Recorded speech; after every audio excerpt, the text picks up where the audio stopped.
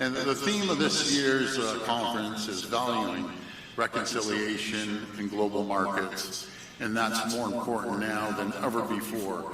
Because over the last few months, we've all seen the turmoil and chaos in the markets. You see the markets dropping trillions of dollars. I always say it's not about Wall Street, it's about Main Street. Main Street is right across the whole country here.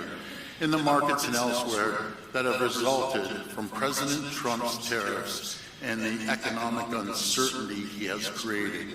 You know, I always use uncertainty. No matter if it's your community, your job, your family, nothing's worse than uncertainty.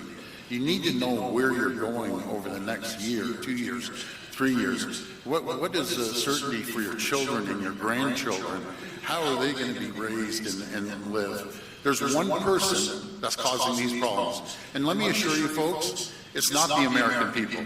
I talk to the Americans every single day. The common folks down there, I spent 20 years of my life in our Chicago facility, New Jersey. These are good people, and they totally disagree with what President Trump is doing. Not just to us, it's the entire world. He has put an attack on, an economic attack, like we've never seen before. Even Trump supporters in the U.S. that I speak to, no matter if it's the governors or senators or Congress, women and men, behind closed doors, they tell me they totally disagree. Now you're seeing the fruition happening as people are moving off. I saw a poll the other night.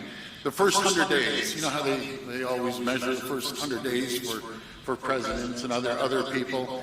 He has the lowest ratings right now in over 80 years, and you wonder why, right? You sit back and wonder why. He needs to wonder why, because he's the problem. Folks, we have two choices here as a collective country to protect, and I heard you about the sovereignty, and that is number one. Sovereignty for First Nations, sovereignty for our entire country. We have two choices. We either all band together and support each other, or we sit back and get rolled over by President Trump with a cement mixer. That's option one. Option two, we all fight like we've never fought before. I take option two. We'll never roll over. We'll never, ever be the 51st state. And I can tell you, Canada will never be for sale, especially for anyone, but not President Trump.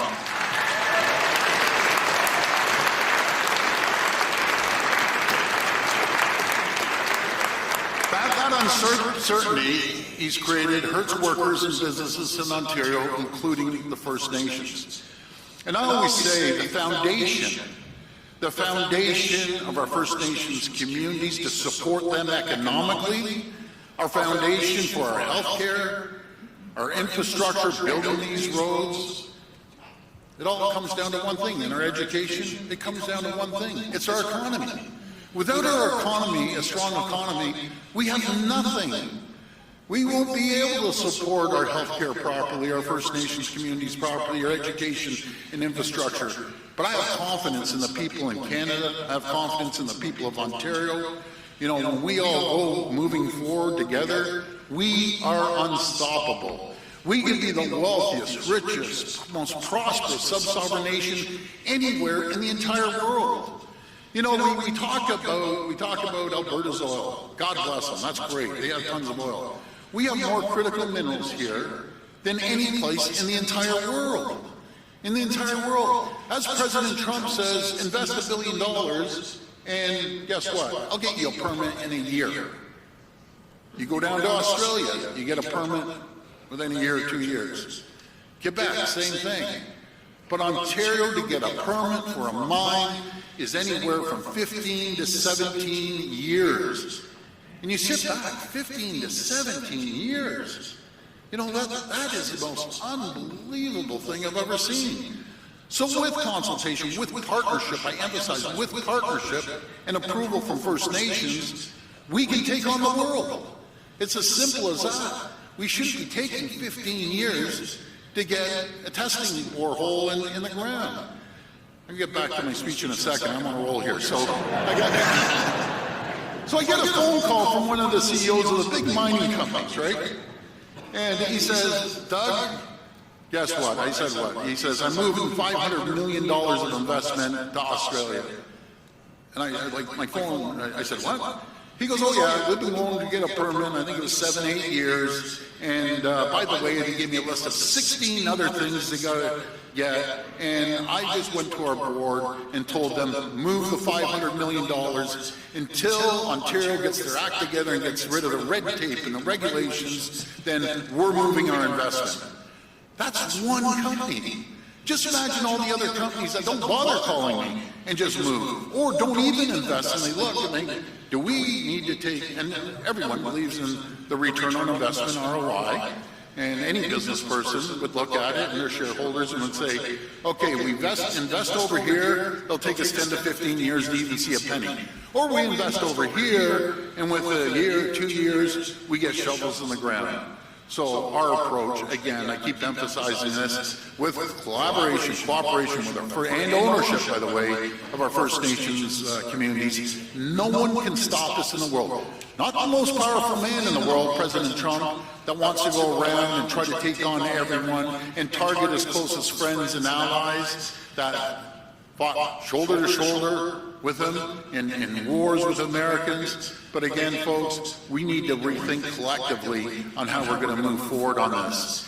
And it's forcing us to rethink how we protect our economy and our province. Because one thing is very clear, we can no longer rely on the United States. Instead, we need to make Ontario more self-reliant and more resilient, because that is the best way to protect our province and protect First Nations communities from President Trump's tariffs and whatever else he has up his sleeve. I think he wakes up every morning. He wakes up every morning and thinks, you know, what am I going to come out with today? Even his own people that I talk to, they can't figure it out. You know, he has some dream in the middle of the night, he wakes up and there's a new policy and turns turmoil around the world.